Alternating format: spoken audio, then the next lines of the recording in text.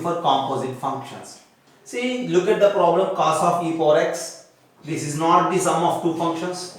This is not the product of two functions. If you look, this is g of f of x. Okay. For suppose if you take f of x is equals to e power x and g of x is equals to cos x. See, two standard functions, and if you wish to write the g of f of x, g of f of x is simply nothing but g of e power x, and that g of e power x is simply nothing but cos of e power x. That in the sense, cos of e power x is simply the composition of two functions. One function is e power x and the other function is cos x. These two you need to identify.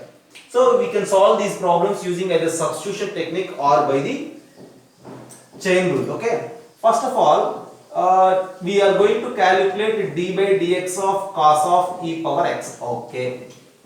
Think about it.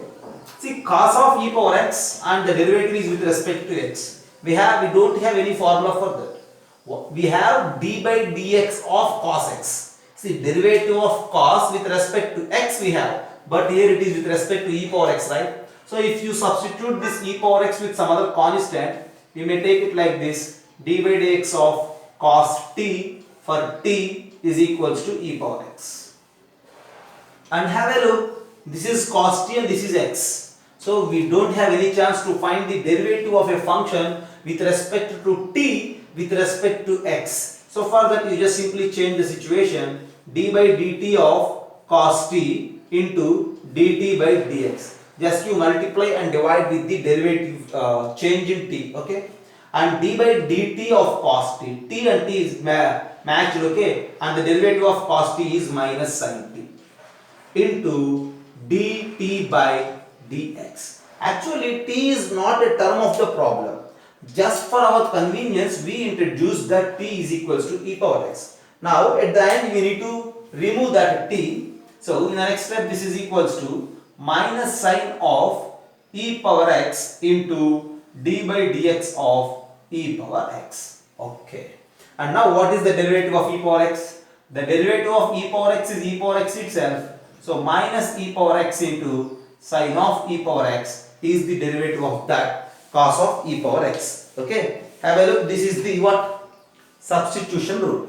And without substituting that e power x as t, there is a chance to answer the problem directly, which we consider it as a chain rule. Okay. I am just giving here.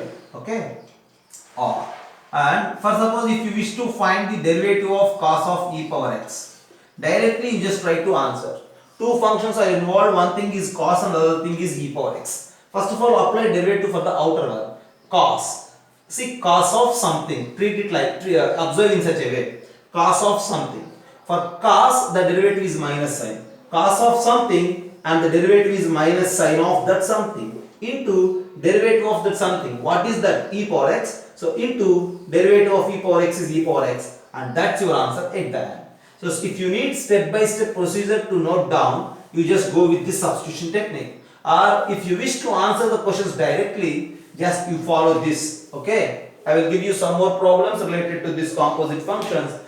There you will answer questions directly without using any substitution technique. Okay. And if you wish, you just do yourself. But I will discuss direct way of answering these questions using chain rule.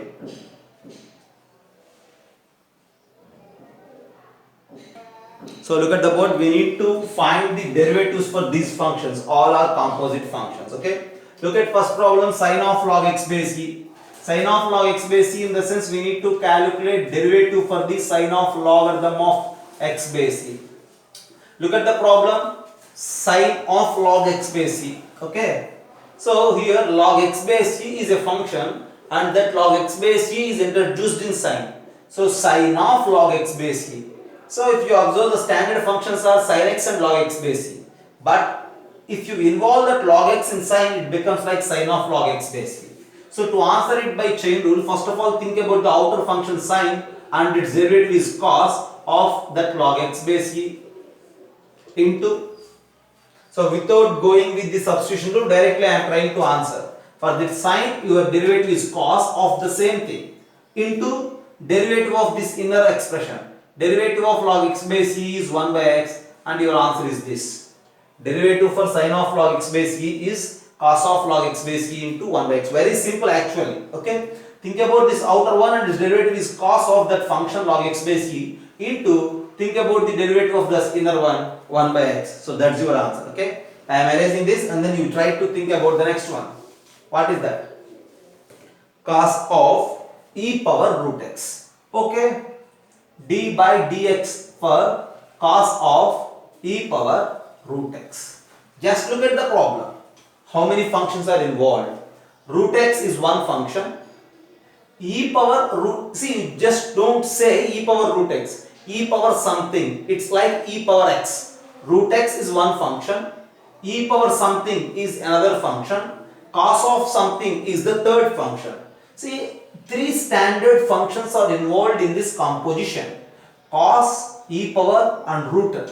Okay, so one by one we need to answer. So when you move from the outside, for cos, its derivative is minus sine of that something, e power root x, into, next thing is e power root x. And what you say about the derivative of e power root x? So the derivative of e power root x is e power root x only, because for e power something the derivative is e power something into derivative of root x.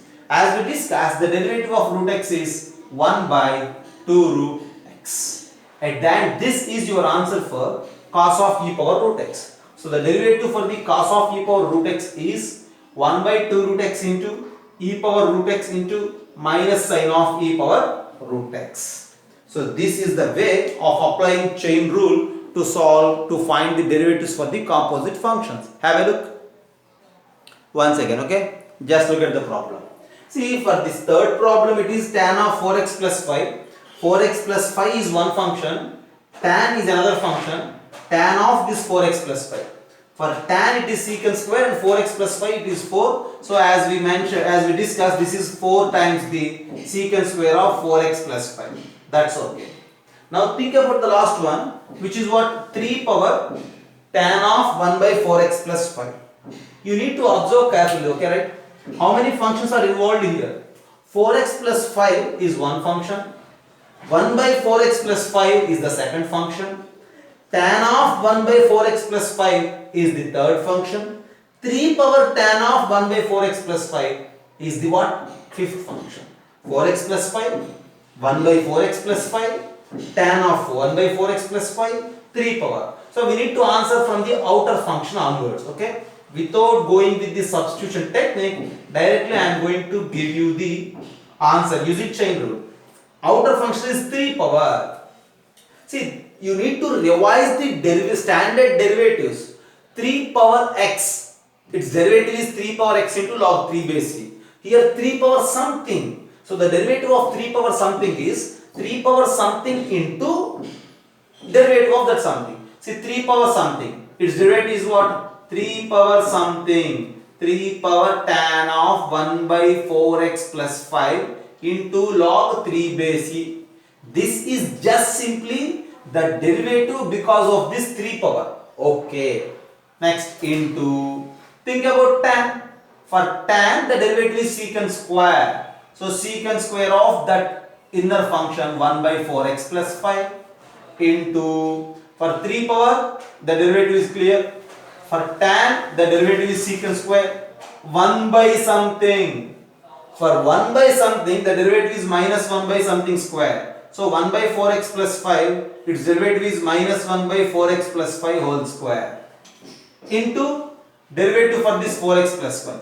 So derivative for this 4x plus 5 is clearly 4. For 5 0, for 4x it is 4, right? So finally, the product of all these things is just our answer for the derivative of this composite function. Just have a look. Step by step we need to answer. Okay? This is what chain rule actually.